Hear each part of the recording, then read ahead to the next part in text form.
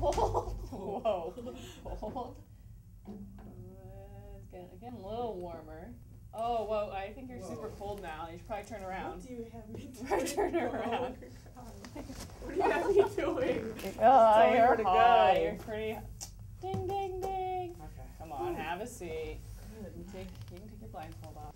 Gosh, Bo, what do you have me doing? Go. When you fulfill our punishment promise, That was silly. we make promises a lot with each other about all sorts of things. Actually rehearsing 24 hours before a show. Knowing the words to our songs before we do a show. Not talking to certain people. Singing in tune on our next song. All sorts of things. And then break we promises. We break these promises all the time. Yeah. But we love to keep holding ourselves to these things. But the punishment in the end was never anything, really. We Not just as would severe laugh. as this. It became a game. This. So we were like, okay, why don't we make fools of ourselves? So that's why you saw us do this whole hot, cold Marco Polo kind of The thing she has me do. Yeah. So the whole reason is because, what promise did you break? Well, we had talked about how we can act like middle school children sometimes, and so anyway, I had a revengeful kind of thought or idea, and so that was something that we decided that we're not going to have anymore in our life, and it's something I promised I wouldn't have, and then about 12 hours later I was like, I broke it, so. Yeah, we get all sorts of like egg throwing, forking, toilet Yeah, a lot of papering kind egg of throwing. thoughts. Never really do these things. I have friends that do this plenty of times. Do you ever have egg throwing thoughts? Don't you? Doesn't everybody? I'm sure. I do. Yeah. And if you're watching our show, you're probably in the same 7th grade level as us. But anyways, you broke that promise, Yes. and you had to fulfill the punishment. Right. But I wanted to offer up another way you could maybe deal with before these thoughts develop. Okay. Why don't you just focus more on songwriting? I mean, at least for me, music is therapy, so when I have issues come up, I put it into a song. Yeah, music has been therapy for me too, but I mostly write about like love and Wait, there could be fairies love therapy. and things like that. Too, Revenge, bro. really? Revenge? Well, not so much that. I'm just saying before it really gets to like having all these revengeful thoughts, Oh, why don't you okay, deal with the gotcha. issue in a song? Gotcha. Okay. Welcome to the Bow and Arrow Show. Today's episode, revenge. Yikes. Dun dun dun. So now we have my song "Ghost in Your Life," and now we've decided to make a video about it. Right, Ghost in Your Life. We made this video. We had a awesome crew come in, numerous people from all over the land. Some flew in, some drove in, and some crawled in, and some were actually here already. So everyone worked hard on this video, and that's what we're going to show you. It took, like I said, 2 days or so. 2+ days. And then it's shot here in LA, so enjoy Ghost in Your Life. And let's check out the interviews. The song "Ghost in Your Life," I kind of wrote it about the concept of feeling like you're a ghost in somebody's life. I think a lot of us feel that, either somebody who doesn't acknowledge you in different ways, or it can be super literal, kind of like in my situation where I've had people that actually would ignore me around certain people. I guess they just wouldn't acknowledge me in their life a lot when it was convenient for them. And so in a way, I just kind of felt like I was a ghost in their life. The reason I picked Ghost in Your Life to make a music video for a couple different reasons. First off, there's only a handful of songs that are actually fully foreign from A to Z. And I think it's the most visual, the one that I could go as far as telling the story. I mean, there's so many themes you can work with. It's haunted, so you can do the whole kind of haunted house approach. It can be spooky. I love things like poltergeist, thriller. So I think all those influences are very visual, and I could work that into the story. Ghost in Your Life was recorded basically just in GarageBand. Nothing too fancy, but it was a lot of MIDI, all program stuff, synthesizers.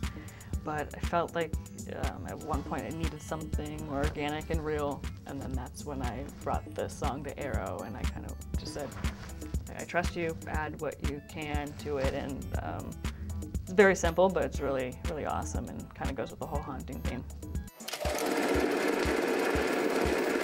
Jeanette, Jeanette? Yes, that's my name. Right. Don't wear it out.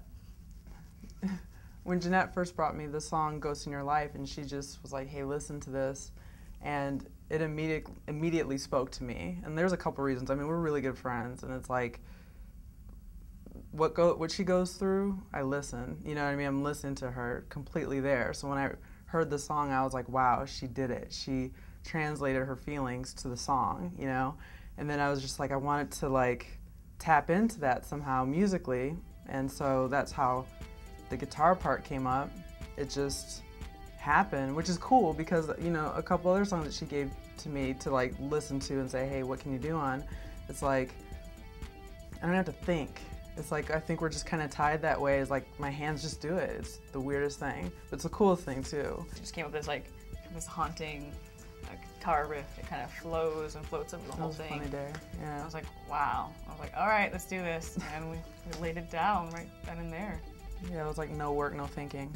Those are the projects and songs that actually get completed with us. If it happens then and there, it's a keeper and it's going to get done. When it requires no thought. Well, I think there's thought. There's Yeah. different type of thought.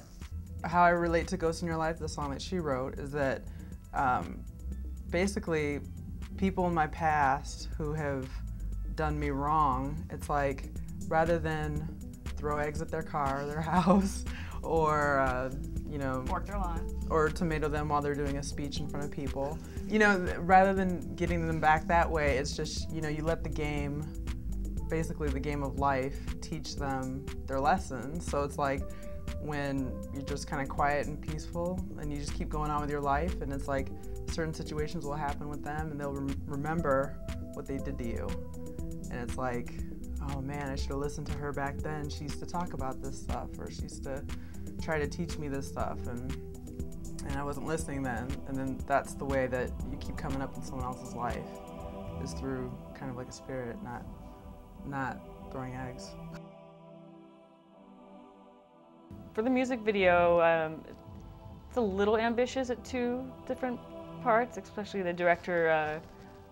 She wrote the whole story. We kind of talked about the direction we wanted to go, and then I kind of just trusted her and I just handed it over. And she came with this really great concept, but there's two things that are a little ambitious. Trying to do this whole poltergeist scene where things are flying around the room, and I find a cool visual way to, I guess, leave marks on people or imprints on people.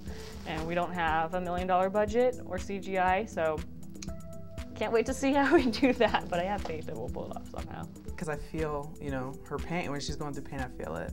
And it's, that's where the music comes from.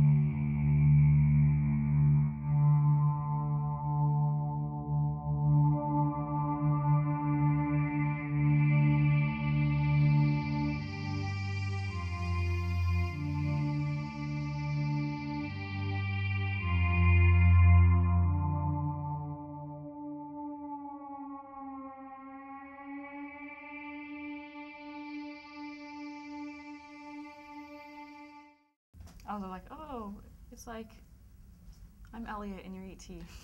I know what else I was I was like, don't say it, don't say it. Don't say it.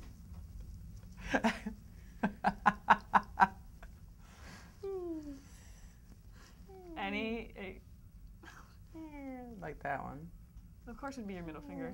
That's the longest one.